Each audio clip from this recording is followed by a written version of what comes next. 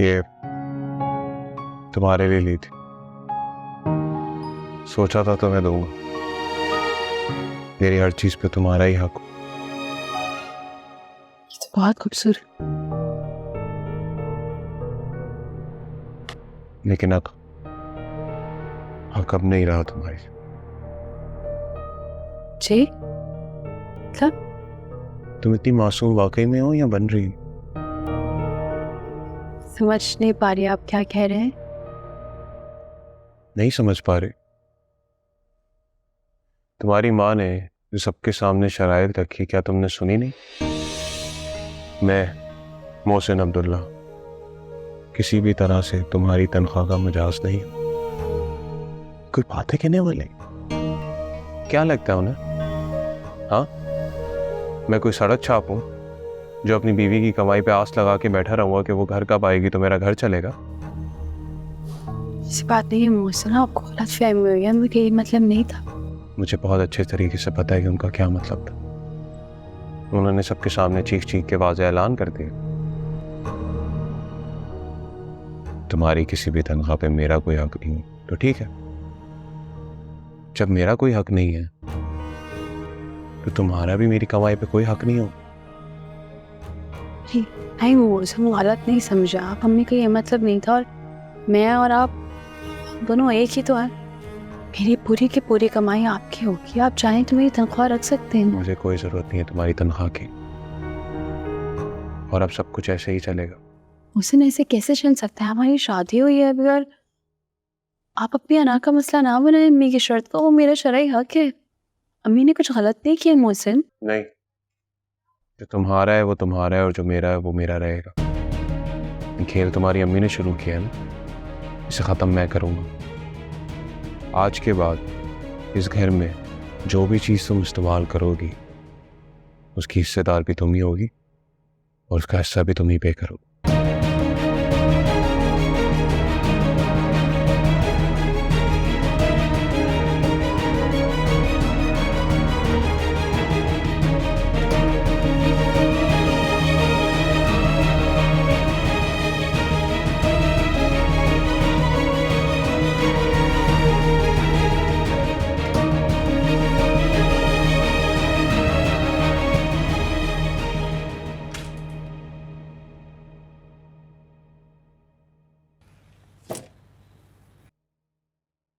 Good morning. Good morning. आप मुझसे पहले उठ गए थे तो बता देते मुझे, मैं नाश्ता बना ली थी आपके लिए। नाश्ता बनाने के लिए सामान का होना बहुत ज़रूरी है ना, वो तो नहीं था इसलिए ऑर्डर कर दिया, बस आते ही होगा। चलें ठीक है, मैं फिर बर्तन लगा देती हूँ। अच्छा हाँ, वो मुझे याद आया, अम्मी से बात हुई है मेरी अभी। हम नाश्ता करके अम्मी के पास चलते हैं, वो वेट कर रही हैं हमारा। तुम्हारी माँ ने मुझे तुम्हारा शौहर बनाया, बेटा नहीं बनाया। बनाया होता तो ज़रूर चलता। मोहसिन क्या हो गया आपको? बड़ों की बातों का इस तरह बुरा नहीं मनाते। देखिए हमारे बड़े बस वही चाहते हैं कि जो उनके साथ हुआ वो हमारे साथ ना हो। और अम्मी की तरफ से मैं माफ़ी मांग चुकी हूँ आपसे। तुम्हारी माँ को मैं इतना ही लालची इंसान लगता था तो तुम्हारी शादी कहीं और करा देती। क्यों भेज दिया मेरे जैसे लालची शख्स के साथ तुम्हें? हुसैन ऐसी कोई बात नहीं है, अम्मी का वो मतलब नहीं था जो आप समझ रहे हैं। जो समझाना था समझा चुकी, अब कुछ नहीं रह गया। हो गया नाश्ता?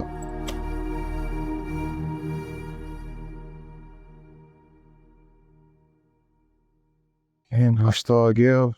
ये 1700 ना, जब मेरे बने आई थिंक, हाँ तुम्हारे भी 850 बने। पैसे ले आओ। जी क्या कह रहे हैं हुसैन आप? अच्छा बस करें, अभी गुस्सा ख़त्म करें, बैठें, बैठ कर बात करते हैं प्लीज़। नहीं, जो बात करनी थी वो तो हो गई ना। तुम्हारी अम्मी ने गवाहों के सामने जो बातें कह रही थी वो तो कह दी। अब तुम्हारे अखराजात तुम्हें खुद ही उठाने पड़ेंगे ना, और मैं कौन सा पैसा अपने लिए मांग रहा हूँ? बिजली, पानी, खाना पीना जो तुम यूज़ करोगी उसके पैसे दोगी, सिंपल। हुसैन शादी दो लोगों के मिलकर चलने का नाम होती। मुझे भी ऐसा ही लगता था शादी से पहले, लेकिन अब लगता है कि दो मुसाफिर हैं जो अपने अपने अखराजात उठा रहे हैं। अच्छा बस करें, आप गुस्सा ख़त्म करें, मैं हूँ ना, हम साथ मिलकर चलेंगे। आप बाहर राइडर वेट कर रहा है, जल्दी जाओ, पैसे लेकर आओ। सी जाओ।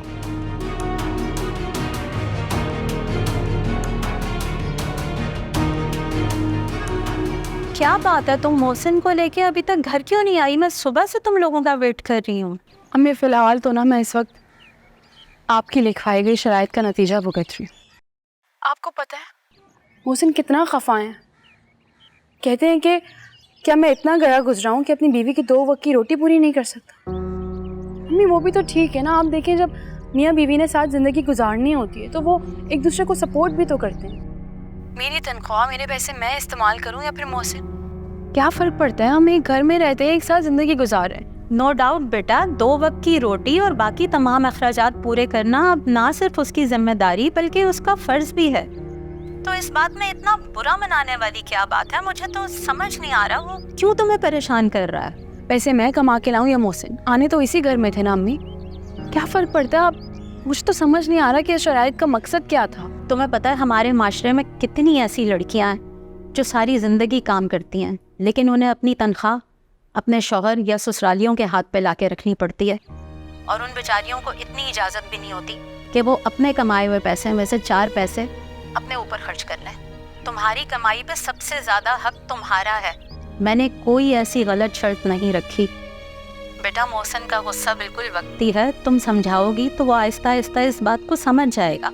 पता नहीं अम्मी आप क्या समझाना चाह रही, मुझे तो बस ये पता है कि ऐसी शर्तों से ना मर्दों को और मौका मिल जाता है औरत को टॉर्चर करने का। तो तुम क्या चाहती हो कि औरत हमेशा अपने हक से दस्तबरदार होती रहे और कभी भी अपने हक के लिए आवाज़ ना उठाए? फिलहाल मुझे बस ये पता है कि आपकी एक शर्त की वजह से ना मेरी ज़िंदगी की खूबसूरत लम्हे बर्बाद हो रहे हैं।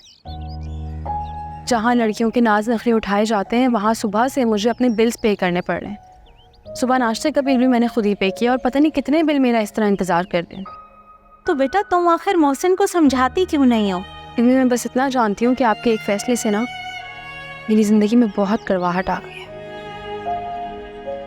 रखती हूँ फ़ोन, बाद में बात करूँ।